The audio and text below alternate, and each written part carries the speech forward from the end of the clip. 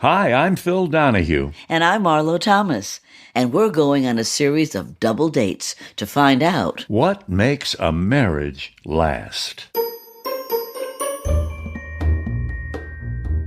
It was a beautiful summer afternoon the day we took a short walk to the home of Kelly Ripa and Mark Consuelos on Manhattan's East Side. Having arrived at their 4-story brownstone, we got to experience firsthand what countless audiences have seen on the small screen. This couple's funny, playful, and truly affectionate connection to each other. They showed us into a very proper living room, where we sat across from each other at a table filled with goodies. They look so young. It's hard to believe they're old enough to have been together 25 years. I've read some bits and pieces about them through the years, so I was looking forward to filling in their story. We met when we were really young. How old were you?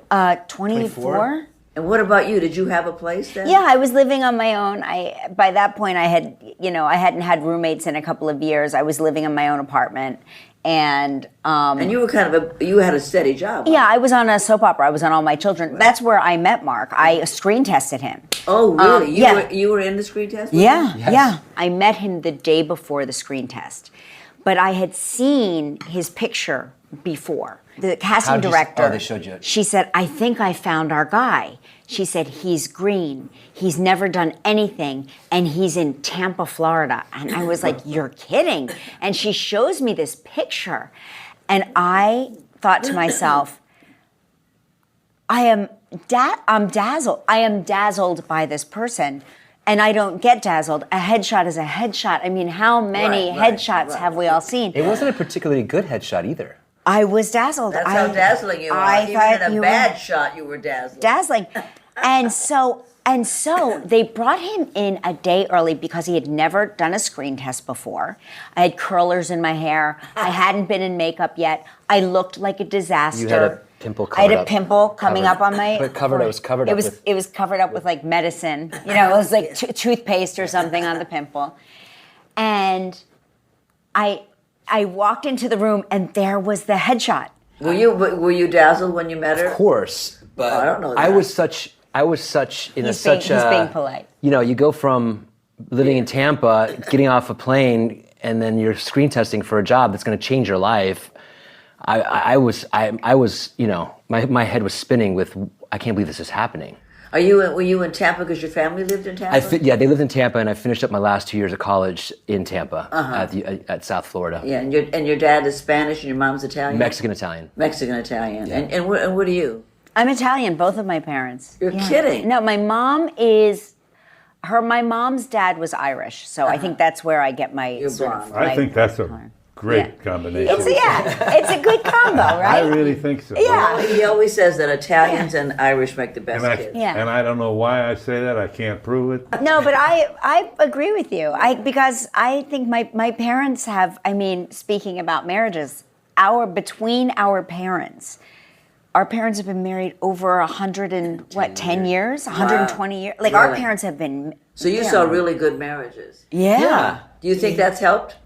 Of course. You figure it out? Yeah. Yes. Do you try to act the way your father acted to you? I can't help it. I can't help it, but I'm sure I do. That's a great combination. Nobody dominates. Nobody dominates. I think in certain areas they would. And what about with you two? Does one of you do the finances and one of you do something else? Mark does. Mark is really the financial planner, and Mark is responsible for every good financial thing that's ever happened to us. I can't think of anything bad that you've done. Really. I mean, financially. He's really got, like, that is a thing that... I said to him, remember when we first met, I said to him, I've never met an actor that's good at math. And he said, I'm a terrible actor. That's hilarious. I'm not that good at acting, but I'm really good at math. He's really good at math. Yeah. So I do kind of take that part of the role here, and she makes the home a home. Like, every holiday, we would have nothing if it was up to me. It's funny because I think of us as so progressive as a couple. I always think of us like sort of politically progressive. We're more progressive people, and yet when it comes to our own family and our marriages and our roles, I think of us Traditional? as very traditional and almost old-fashioned in our roles. Because why? Because he's sort of, he's made it so that I've never had to leave home to work. I've been able to raise my kids here in this city, in the nest, and maintain, and he's always been willing to travel and go to a set and go off here, and sometimes he's had to go live in another country to work on a set over there, and he's never Some would say you made the sacrifice. No, but I mean, traveling is hard, and being away from home is hard, and all of that is sometimes he would miss milestones for the kids, and I know that was hard for him. And he made it so that I didn't have to worry. How did he make it? Because we were agonizing. Who are we? What are we going to be? And the talk show opportunity came up, and he's like, I think you should do it. It seemed so out of my depth and not in my wheelhouse and not what I was used to. And he said, I think it will allow you to do the things that you've always wanted to do, which was really, I wanted to raise my kids. I didn't want to have them and never get to see them. Right. And the talk show afforded me this opportunity where I would work in the morning, early in the morning, and then I would have the rest of the day to take them to their activities or be there and watch the ballet recital and do all of those things. Right. And so in that way, we're very traditional. Yeah. He made those sacrifices and then, but I think, he wouldn't know how to find a ballet class for the kids. He wouldn't know how to go about signing the kids up for religion classes. Right. He wouldn't know how to do that. I don't remember people's birthdays. She remembers every single person's birthday in our family, and they are taken care of every single time without fail. She reminds me to make calls. It's your dad's birthday. You have to call. I mean, you remind me of all that stuff. But tell Marlo and Phil the conversation you were having with me today, because going back to what you were saying about learning from your dad. I think I was maybe around 20 years old, and I just moved back home, and I had a horrible breakup, and I was, we talked a lot. We spent a lot of time together, driving to soccer practice. He'd take me, we spent a lot of good time together.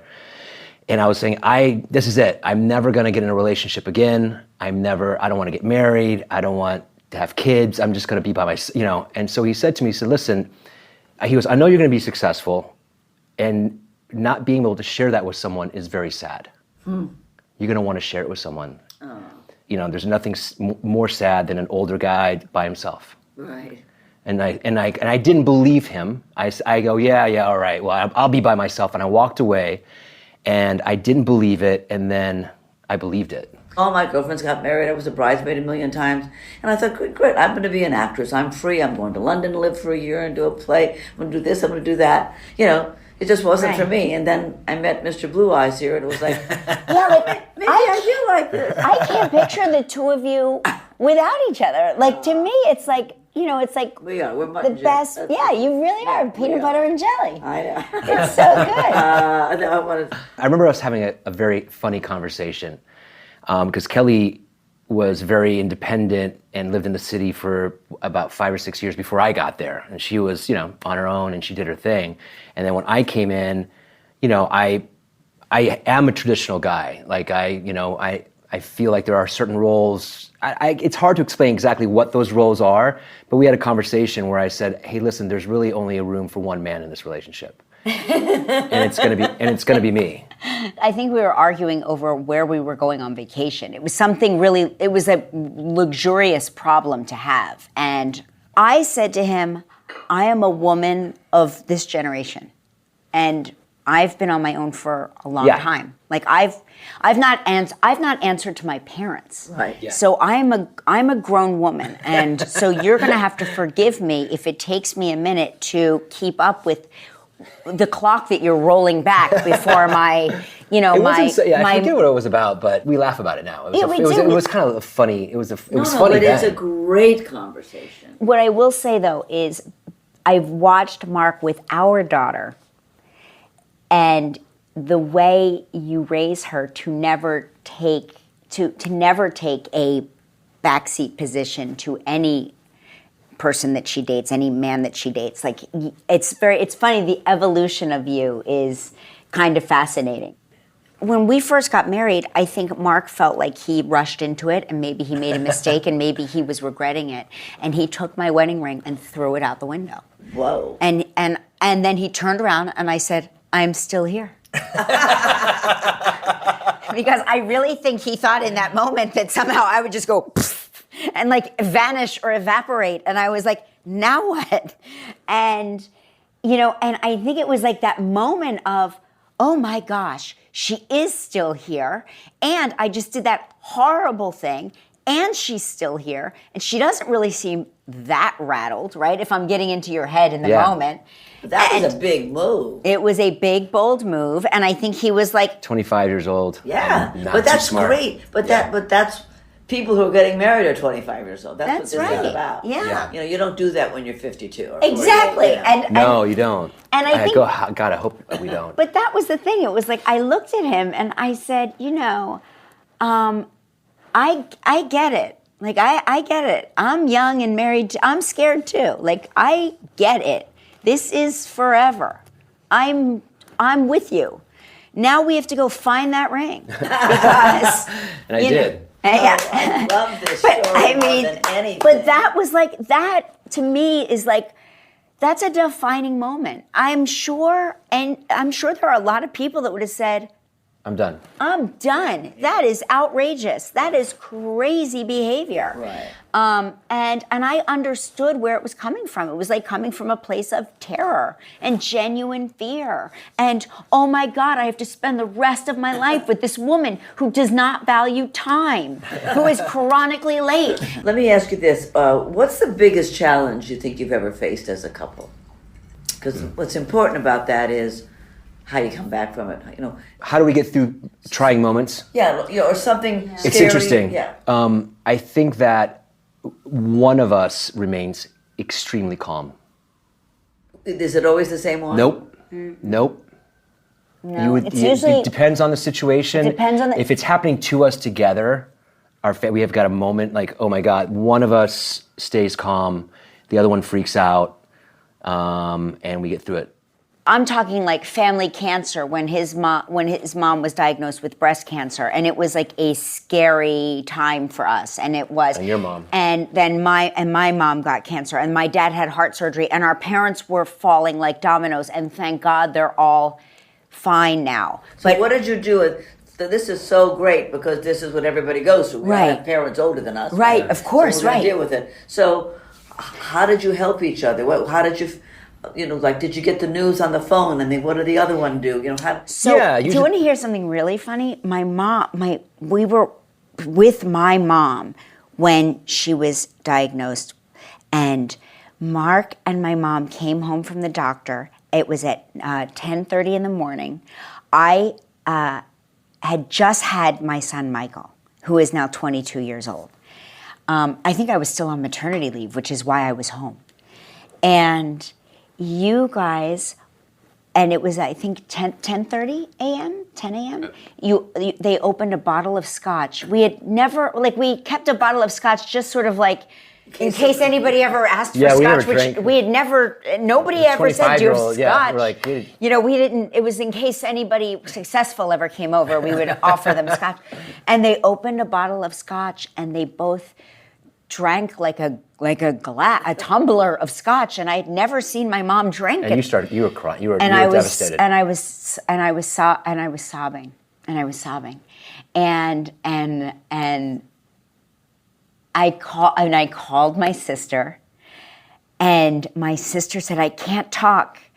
Dad Dad collapsed, and I'm on my way to the hospital. He needs a bypass surgery. Yeah. And then... This is on the same day? Same day. It's the same exact day.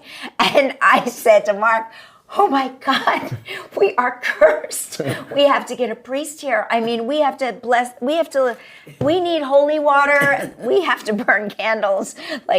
I just couldn't believe it. It was on the same day. And then when my mom was fighting cancer, Kelly, she took her into our home, and she lived with us for 7-8 months. Yeah, well, yeah, it And was a long process. and she would go to the chemo with her and the radiation with her and bathed her. I owe it to my parents and to his mom.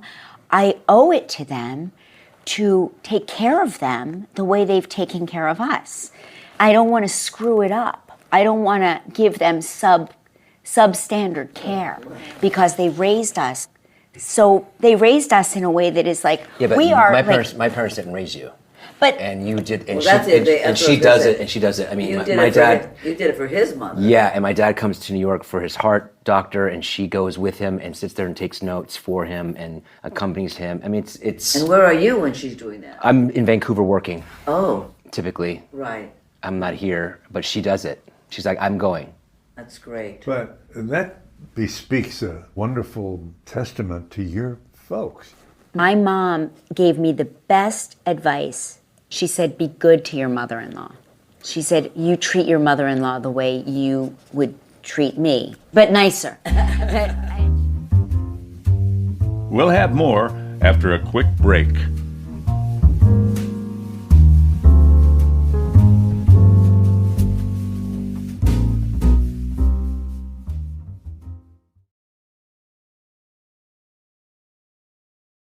We're back to our conversation with Kelly Ripa and Mark Consuelos.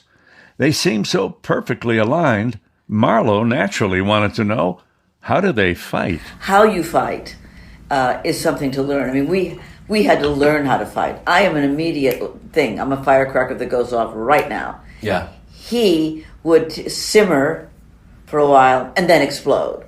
So it was a while for us to be able to align our temperaments to. You have to feel safe, right? Yeah. You have to feel safe in the fight. I realize that I am Phil and Marlo at the same time. I'm like, I simmer and then I explode all at the same time. I do. Sometimes I liken it to a kamikaze mission. Every now and then you gotta like, you know what? We're gonna fight. Yeah. And I'm going to let's go. Let's really have a blowout. And I know I'm gonna lose. Why? And because she's always right. Oh, and, wow. No wonder you stayed married. That's great. And I know I'm gonna have to apologize. Yeah, because you will tend to rise above it. Yeah. You know, it's like when I go low, he'll go high. Right. Yeah, and then I will somehow try to get a shovel and I'll try to dig myself. I'll try to dig lower, and he's like, he still stays. You really have like maintained. Oh, good. You noticed that. I've always known. I admire it about you. It's like not. But every now and then, You're gonna blow. Yeah, sometimes I'll be amazed at like what he's willing to like die on, what cross he's willing, right? And I go, that? Really? I mean, like I'll fall asleep in the middle of some Netflix series. And I know it's not about Netflix, but the argument has been, I guess it's more of a Phil thing. It must have been simmering in there for quite some time. Right. You know, and he'll say, well, I've been waiting to watch this with you. I've been in Canada and I promised you I wouldn't watch it, and I've been waiting to watch it, and now you're asleep. But I know it's really not about that. It's probably about 7 arguments ago where I got my way or whatever. No, but you know, we've had that argument as well, or I've not done something because I wanted to do it with Phil, and he'll fall asleep or he'll not want to go as he promised or whatever, and it actually hurts my feelings because I had built it up in my mind that this is something we're going to share together, and then I feel like, well, I lost this thing I thought I was going to have. It's like having an ice cream sundae I didn't get, you know? Right. Yeah. Isn't that kind of what it's a disappointment. That's what I feel. What do they say? Sometimes a cigar is just a cigar. You know, sometimes it just is. It's as simple as that. Yeah. He wanted to share it with you. He's been waiting to share it with you, and you're bombed out, so the thing is not quite as much fun as it was. Right. Is that kind of, yeah. Were you always comfortable sharing feelings with each other? Did one of you have to teach the other how to do that? Interesting. I was just, no matter what he told me, I used to have a conversation with myself. No matter what he's about to say, don't have any expression on your face. Because if you have an expression, he might clam up and he might feel ashamed of whatever he's told you or judged in some way. So I would be very mindful to not have any expression at all. No matter what he said, the expression was always, it was before I used to get Botox, before I got Botox. Yeah. It was like before, I don't even know if Botox existed at the time, but I mastered the art of having no expression at all. That is a great accommodation. See, that's what I call an accommodation. It's a good, because you don't want the person to think that they are being judged. You want your spouse to feel safe and know that in you they have a confidant, somebody that they can trust, somebody that's like going to walk through the fire with them, whatever it is. And P.S., anytime he had told me something, what I had built up in my, like anytime he would say, I have to tell you something, I don't want you to get upset. What my brain went to was so dark and crazy. I would say, he's about to tell me that he's disposed of a body once. But it was always like something so benign. What do you think is the difference between your marriage and other friends' marriages? Well, we have a lot, I have to say, my friend group, I have a lot of happily married friends. And I think that is a great thing. So do we. Because I think if you don't, I think that can really spread like the unhappiness. And I agree. Yeah. And there were people in our lives, like early on in our friendship circles, that would make us unhappy. And we would never figure out like quite why we would become unhappy around these people. And we realized they were in an unhappy marriage. And it was like the stress of feeling their unhappiness would somehow tap into our souls almost. Because we'd end up getting an argument. We would get into an argument as soon as we would leave their home or leave the dinner table at the restaurant. And it's not like us to sort of like have a perfectly lovely evening and then fight on the way home. And we realized we were wearing their energy. When things aren't going well, which that happens all all the time. How do you reset?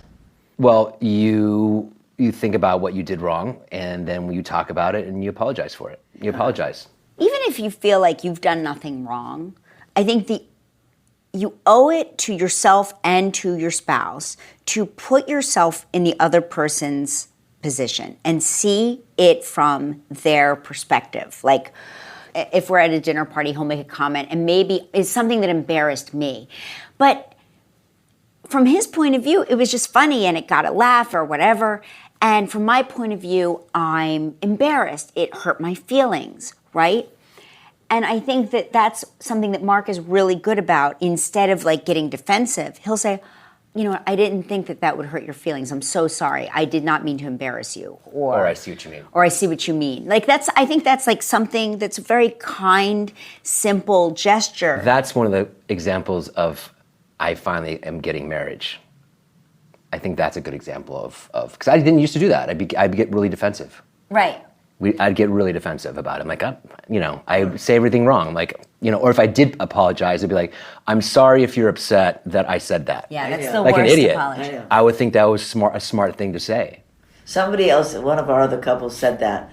Well, anybody who says, I'm sorry if that upset you is just full of shit. Right. They don't mean it. Right. All they're doing is saying, you are a pain in the ass, you're feeling upset. Right. But a real I'm sorry is I'm sorry I said that. Not I'm sorry if it upsets you. Right. And anytime you're coming from a place of, I'm so selfless, I am sacrificing so much, that is narcissistic thinking. Yeah. You really have to think and sometimes I'll come up to her and I go, okay, I'm totally looking for some attention. And I'm being completely selfish right now, but I need some attention. I'll call myself out and say, I know this is going to sound crazy, but I just need you to humor me for a minute. And she does. If you can tell your spouse what you need in the moment, it is the most helpful thing. Because, by the way, married people or people looking to get married, nobody's a psychic. Marriage is like a roller coaster ride, right? It really is. Mm-hmm. And there's these high highs and you're like, oh, this is great. The tickling in my stomach feels amazing. And then you like sink down to the depths and you go through things and you're scared. We've often said, like, if we had gotten divorced like so many times over things that at the time seemed like a huge deal, we would have missed out on so much life and incredible moments and fun. And some of the reasons that we are enjoying, like, our adult lives now is like when all of our friends were going out and like out on the town and taking impromptu trips to tropical islands, we had small babies and toddlers. And we were tired and exhausted, and we would be sometimes short with each other, not really kind to each other. And we were not like taking the time for each other. And that could have easily frayed our marriage, and we could have easily turned on each other. But instead, it's sort of, we were just fortunate enough, and we listened to each other just enough. I used to leave the lid off the toothpaste, which drove him crazy. And I realized I was starting to do it deliberately to drive him crazy. And then one day I said, okay, are we going to have a nice marriage, or are we going to be dramatic all the time? Put the fucking lid on. Put the lid on the toothpaste. You said to yourself. Yes. Yeah. Put it on, Kelly. See, I don't even remember it's you did that. not rocket science. Just twist it on. You're leaving it off. I remember the moment I had that conversation in my own head where I said, go back and put that on, because it's going to dictate what kind of a day you have. You're going to either have a good day or a bad day by that gesture. Yeah, right. When I think about some of the things that like we've argued about in our life, and where we've like, that's it, we're getting divorced, and he's always like, he laughs at me whenever I've said that. He's like, oh, okay, okay. I'll see you at the divorce court. So what you're saying is, when you go off like that, or when you did go off like that, he was the one that was sort of say, oh, come on, let's... Yeah, calm down. You're the calm down. You're the peacemaker. Yeah. Yeah, I think so. It's those things that I find, like, when we've settled into our happy place, where we are now, so many years later, decades later, right? I find that the fact that I autonomously clean up after myself, I am on time for him. I do it for him, but I've also done it for myself now, right? And he does things that I know didn't always come naturally to him, but he does it now. Like, you figured out that I love gardenias, and they always come. There's never any reason. They show up. Once a week, he sends them to me just to let me know that he's thinking of me. And I remember the first time you sent them to me, I just thought that I thought he was about to tell me he had a secret other family. Because I thought, I love where her mind goes. I said, these gardenias are so extraordinary. He's going to tell me he's had a child out of wedlock during our marriage. Thank you. That's the one thing we didn't touch on, and is jealousy. I mean, you're both so friggin' good looking. I don't have a jealous bone in my body, which is good, but he can be jealous, I'm always so sort of, I'm sort of shocked by it, because I'm somebody that I would not consider that somebody would get jealous about. You know, I'm like... Jealousy is not really so much about what the other person does. Yeah, I guess. It's your own thing. Thing. Yeah. I mean, And it feels horrible. Oh. Are you both jealous? Well, I am. Yeah. She did a movie with Chris Christopherson. Oh, wow. Oh, wow. So, He did. He came in the middle of the night. Can you believe this? So I'm sound asleep, and I hear this banging on the door. And I'm thinking to myself, oh, no, Christ, I got to be up like in an hour. Right. For like 4:30 or something, whatever it was. And I open the door, and there's Phil. And the minute I saw him, I thought, he thinks Chris Christopherson's here. That's my move. That's he would So totally do that. I opened the door. I said, come in. I was so mad at him. Right. Because I had like another full hour. Right. Now I can't go to sleep. Because first of all, I'm aggravated that he would think that. I'm aggravated, and I'm excited, and you're here, right. And he walks in and he goes, no, I just missed you. And I thought, bullshit. Wait, Phil, okay, so let's get into it quickly. What if... Oh, God. What if you come to the door and Chris Christopherson is there? What happens? Is there a fist fight? What happens? I would probably walk out. Yeah. I think you would run. I think I would have never seen you again. Yeah. Wow. Yeah.